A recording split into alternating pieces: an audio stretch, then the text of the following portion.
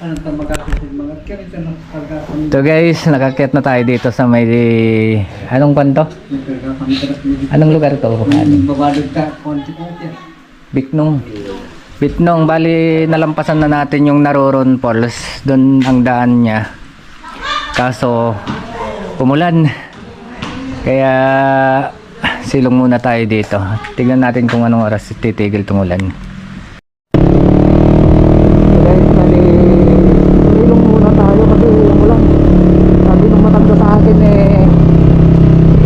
Lang daw ako, umulan daw.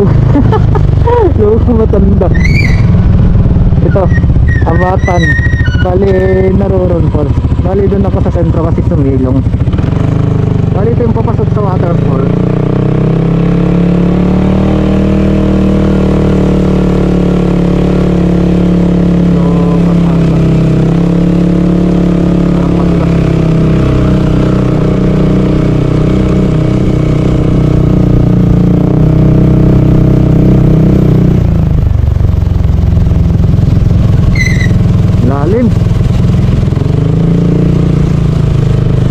Malas ko naman umakyat kasi ngayon lang daw umulan.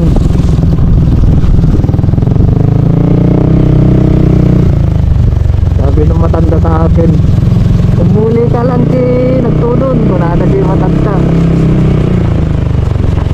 Oh yeah, yun lang.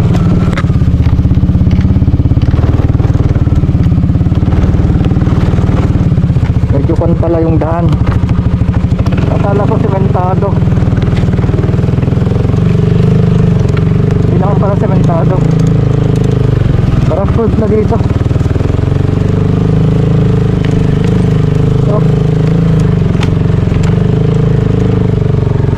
Ang taas. May sea of fun. Sea of fun.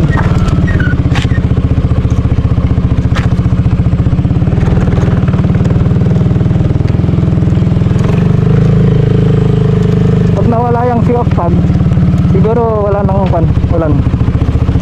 Yo, mambon.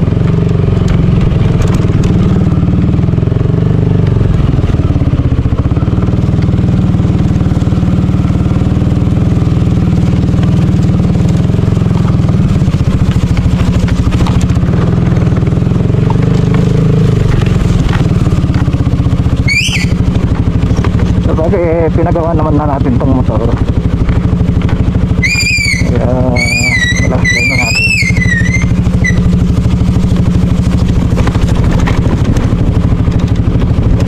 Bali matagal ko nang gustong puntahan tong Naroron Falls.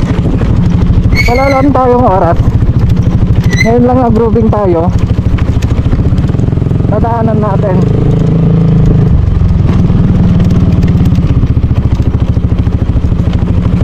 Ayun, may pan pala dito. Medyo sementado.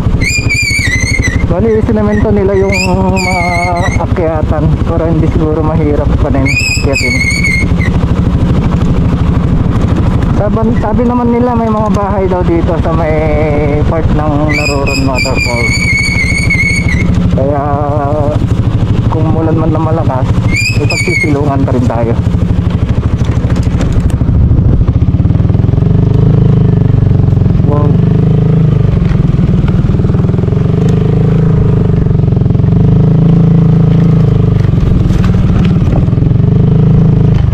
Lang guys, pag maulan talagang mahirap akyatin dito.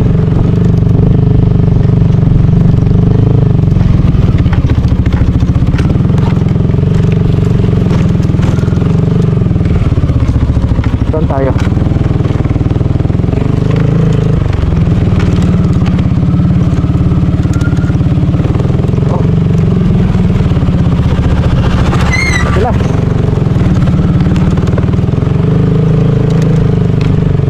Sana hindi wag pamayag na minahin itong dupat kasi kami talaga masisira.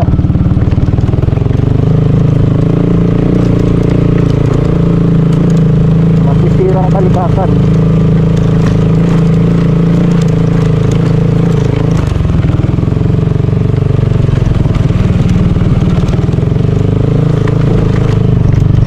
Oo.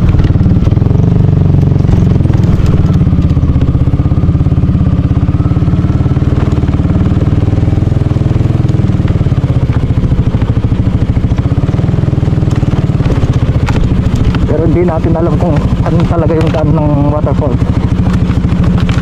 Oh, dulas.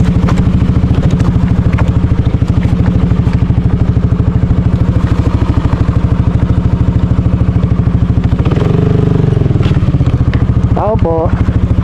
Pwede magtanong. Tanong tayo. Ito guys, bali iniwan natin yung motor natin dito sa may kubo. Ito na yung papasok. Lumampas ako kasi hindi na kaya ng motor to. Kung sport lang sana yung motor natin, go tayo dito. Mahirap umulan. Sabi naman ni kuya, mga 5 minutes daw mula doon sa taas, mula dito sa hanggang waterfalls.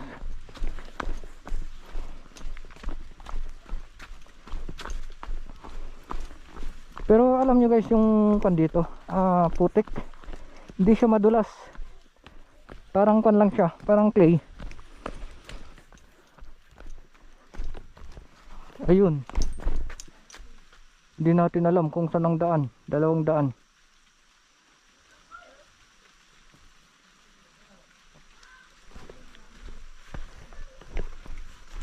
Doon pa naririnig akong ingay dito.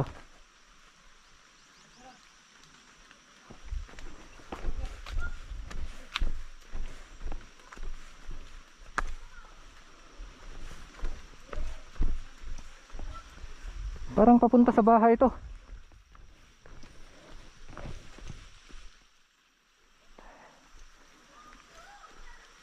Ang taas.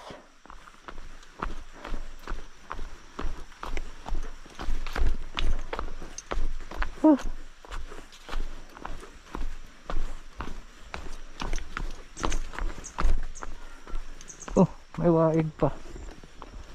Maliit.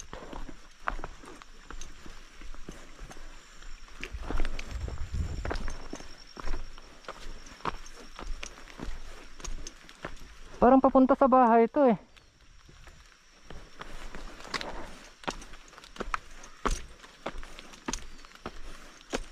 Oh, ang galing nung kanila hagdan. Gulong talaga. Gulong. Gulong. Ang galing. Talagang pang matagalan na siya. Ay, magtatanong tayo dito. May bahay. Ito pala yung papunta sa waterfalls guys. Kasi yung dinaanan ko papunta dun sa may bahay. Napagod tuloy tayo. Yung bahay na yun.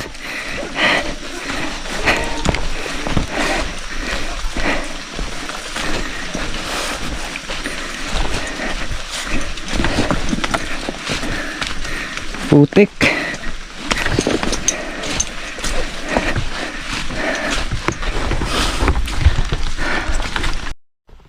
Ayun, naririnig na ako. Ay, apo. Ay, naapaw. Paano to?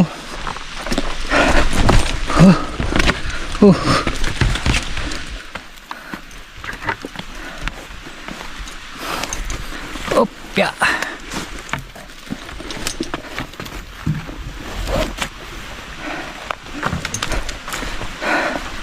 Malayo din pala. Huh?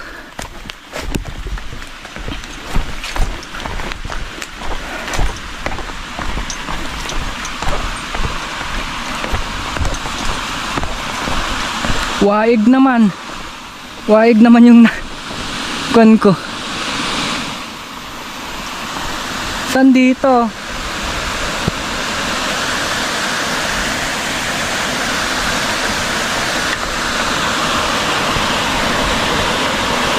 Ito kaya yon? Oh.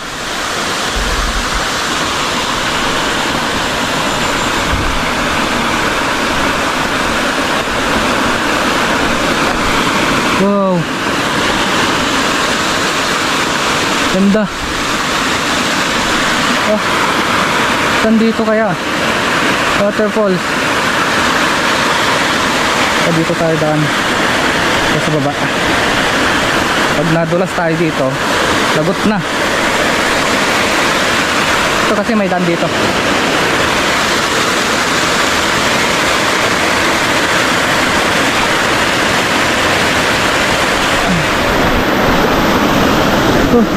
Kasi pag nalaglag ka dyan, oh, malit na waterfalls.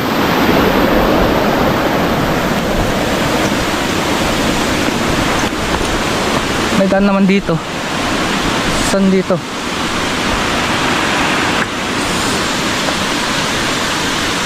Nako. Kung saan na tayo sumusot nito. Dito kaya ay daan. Tas. Ang ganda. Wow. Naririnig ko. May ito kaya yun.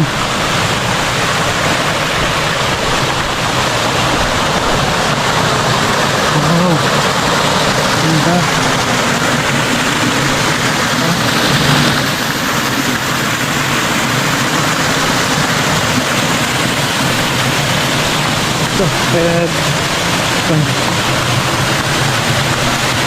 Hindi kang sumilong dito. Ay, may kon siya. Ay, no. May mga cottage siya. Oh. Ay, no. Layo. Saan tayo bababa nito? Ayun, may kon siya dito. May cottage. Dito lang tayo papalipad.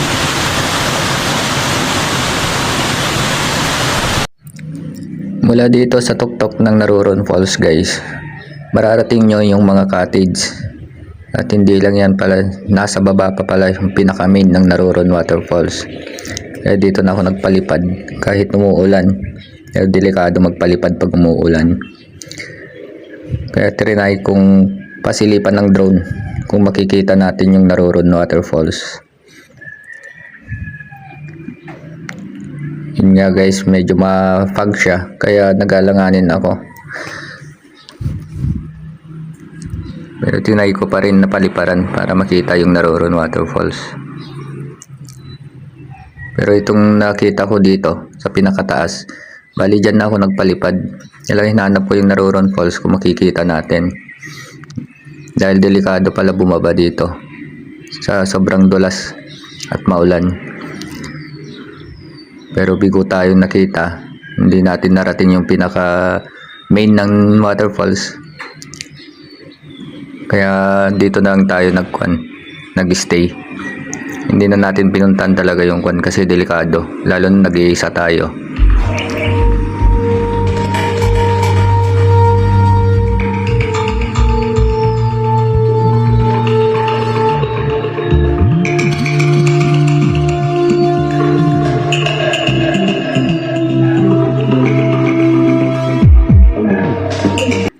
At ito na nga, pag-akyat ko dito sa pinakamataas na bahagi ng Naruron Waterfalls, dito sa may mga bahay, bali may nakausap akong lalaki na pwede magpalipad dito kasi nasa tapat lang nila yung Naruron Waterfalls. So sobrang takot ko talaga magpalipad na baka malaglag yung ating drone. Sinigurado pa rin natin na makakapagpalipad tayo para makita talaga yung waterfall, para hindi naman masayang yung ating pagpunta dito, para masilayan yung ganda ng Naruron Waterfalls. Pero sa parting to, medyo nagloko ang aking drone kaya kinabahan ako.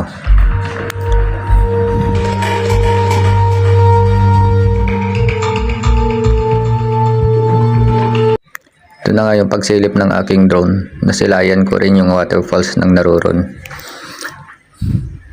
Pero Pero hindi ko na binaba yung aking drone kasi nagloko siya.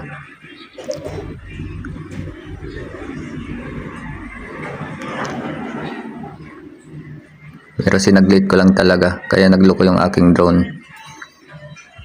Kasi sabi ni Kuya, may mga drone daw na nalalaglag dyan, lalo na pag maulan, maambon. Nagpalipad ako, maambon, kaya natakot ako. Kaya hindi ko na nilapitan yung waterfalls para masilayan palalo yung ganda niya.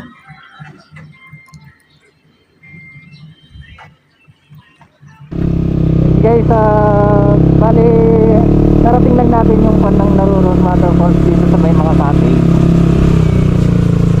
At hindi natin totally napuntahan. Bali nasa tuktok lang tayo. Kaya nagpalipad tayo ng drone. Kaso medyo maulan siya. Kaya natatakot akong magpalipad. Ganito yung panahon, tapos bahagi niya. Pero pag akyat ko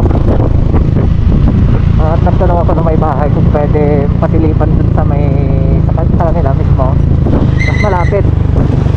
Kaya napasilipan natin yung Naruron Waterfall. Bagi kinakatakot ko lang kanina ano yun,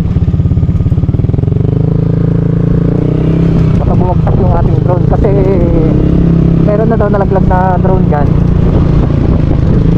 Baka nalobat yung drone nila,